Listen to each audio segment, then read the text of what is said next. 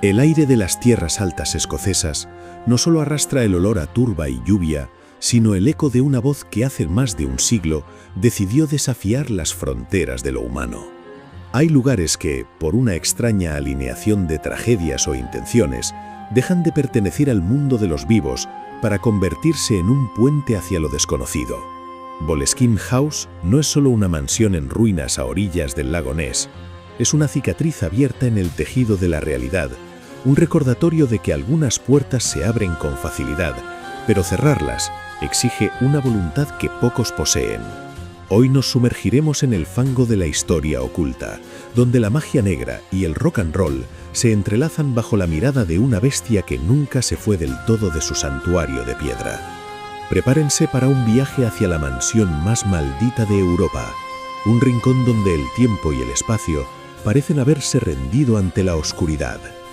Bienvenidos al Ocultario.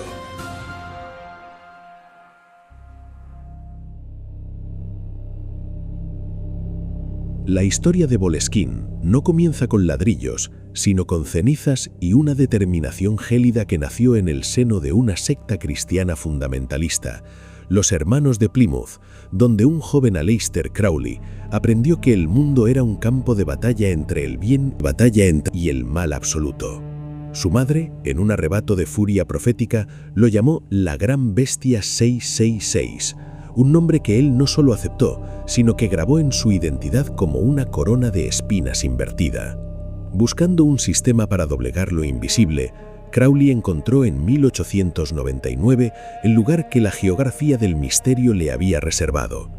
Una mansión del siglo XVIII asentada sobre los restos de una antigua iglesia que ardió con el pastor y su congregación dentro, impregnando el suelo de un dolor que el mago consideró ideal para sus fines. La casa, aislada y mirando fijamente hacia el norte, se convirtió en el escenario de la Operación Abramelin, un ritual medieval de una exigencia física y mental devastadora que duraba 18 meses y requería una purificación absoluta. El objetivo era sublime y terrorífico a la vez: invocar al ángel de guarda personal para obtener la iluminación y posteriormente someter a una legión de demonios específicos que quedarían contenidos en una terraza de arena sagrada construida en el ala norte de la propiedad. Durante meses, el aislamiento de Crowley fue total y las paredes de Boleskine comenzaron a absorber una atmósfera que él mismo describió como cargada. Una densidad donde las sombras parecían moverse con autonomía y el frío no respondía a las leyes de la termodinámica. Pero el ritual de Abramelin guarda una trampa metafísica que Crowley conocía bien, pero que el destino le obligó a ignorar. El texto advierte que interrumpir el proceso no lo cancela, sino que libera las fuerzas convocadas antes de que éstas sean sometidas a la voluntad del mago. En 1901, una llamada de su mentor en la aurora dorada lo arrastró lejos de las Highlands, dejando atrás el oratorio, la arena marcada y una puerta invisible abierta de par en par que nadie se molestó en cerrar. El efecto fue inmediato y visceral en la pequeña comunidad de Foyers. El carnicero local perdió varios dedos en un accidente inexplicable justo cuando el ritual estaba en su apogeo, y un agricultor cercano terminó internado tras perder la razón al escuchar voces que emanaban de la mansión vacía. Incluso el perro del mago y los trabajadores de la casa se vieron envueltos en una espiral de locura que terminó en violencia y desesperación, marcando el inicio de una leyenda negra que decía que cualquier habitante de Boleskine estaba condenado a sufrir la mirada de aquello que Crowley dejó entrar, pero nunca expulsó. El pasaje subterráneo que conectaba la mansión con el cementerio de los Fraser, donde las lápidas repetían el mismo apellido en una letanía de endogamia y silencio, servía como un recordatorio físico de que en ese lugar la vida y la muerte eran solo dos habitaciones conectadas por un túnel que Crowley se aseguró de consultar antes de comprar la propiedad. Así, la mansión quedó como un faro invertido, una quibla o punto de orientación para los seguidores de la doctrina de Telema, quienes hasta hoy miran hacia esas coordenadas geográficas para realizar sus ritos, reconociendo en Boleskine el Vaticano del ocultismo moderno, donde lo sagrado y lo profano se fundieron bajo el lema de «haz lo que quieras». Tras la partida definitiva de Crowley, La casa pareció devorar a quienes intentaron domesticarla, desde actores que fracasaron en negocios agrícolas hasta militares como el mayor Edward Grant, quien en 1965 eligió la habitación donde el mago realizaba sus ritos para volarse la cabeza con una escopeta, dejando un rastro de sangre y huesos que su perro portaba como un macabro trofeo. Fue en 1970 cuando la historia de Boleskine se cruzó con la mitología del rock, cuando Jimmy Page, el arquitecto sonoro de Led Zeppelin y un estudioso obsesivo de la obra de Crowley, adquirió la propiedad no por capricho, sino como un acto de devoción hacia el conocimiento prohibido. Page, que ya coleccionaba manuscritos y objetos personales de la bestia e incluso había fundado la librería Equinox en Londres, sentía que la casa poseía un poder intrínseco, una vibración que resonaba con el misticismo que él intentaba trasladar a su música.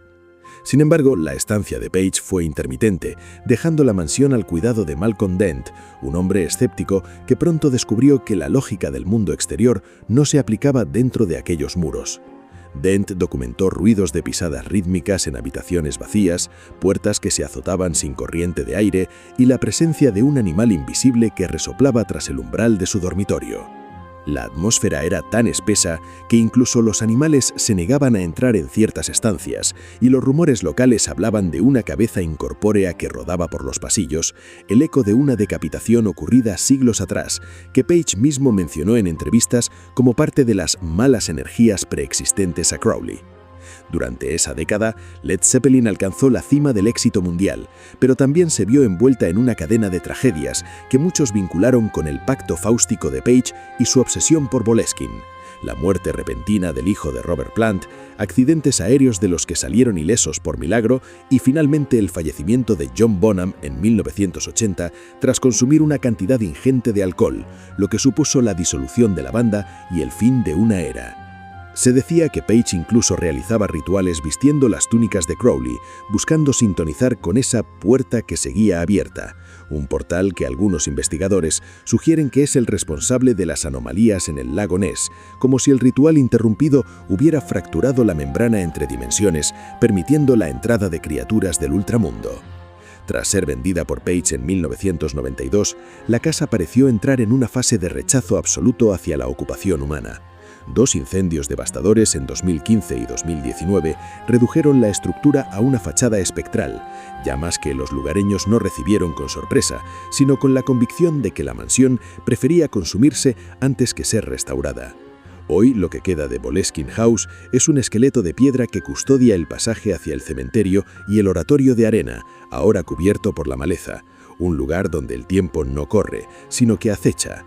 La Fundación Boleskine intenta estabilizar las ruinas, pero la tierra misma parece retener el mandato de Crowley, funcionando como un mecanismo que solo puede cerrarse desde un interior al que ya nadie tiene acceso.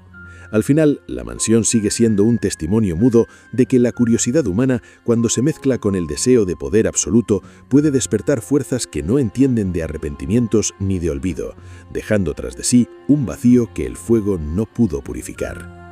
La historia de Boleskine House nos enseña que los lugares no son meros contenedores de personas, sino receptáculos de sus intenciones más profundas. A veces la ambición de un solo hombre por tocar lo divino o lo demoníaco puede dejar una huella que el tiempo es incapaz de borrar, transformando un hogar en un monumento al vacío.